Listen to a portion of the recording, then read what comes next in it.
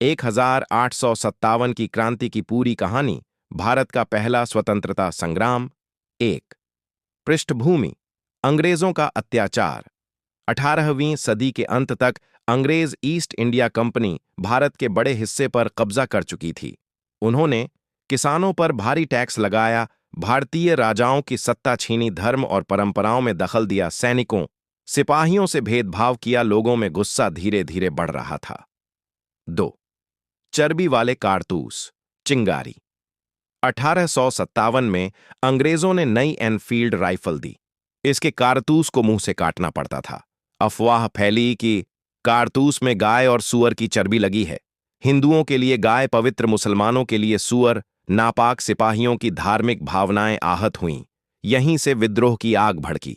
3, मंगल पांडे, क्रांति की शुरुआत। 29 मार्च 1857 मंगल पांडे ने बैरकपुर छावनी में अंग्रेज अफसर पर गोली चलाई। उन्हें फांसी दे दी गई, लेकिन उनकी शहादत ने पूरे भारत को जगा दिया।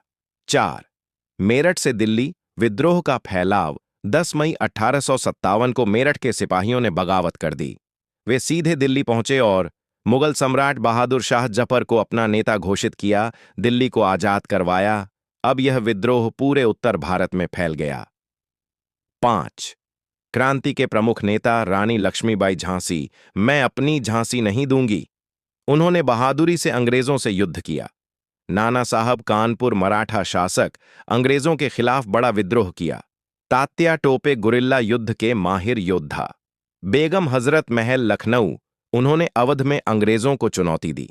6, अंग्रेजों की क्रूरता। अंग्रेजों ने गांव जला दिए, हजारों लोगों को फांसी दी, तोप से उड़ाया, निर्दोषों का कत्लेआम किया। क्रांति को कुचलने के लिए उन्होंने हर हद पार कर दी। 7, क्रांति क्यों असफल हुई? पूरे भारत में एकता नहीं थी। आधुनिक हथियार अंग्रेजों के पास थे, नेतृत्व में तालमेल की कमी। कुछ राजा अंग्रेजों के साथ थे। इस कारण 1858 तक विद्रोह दबा दिया गया। 8, क्रांति का परिणाम।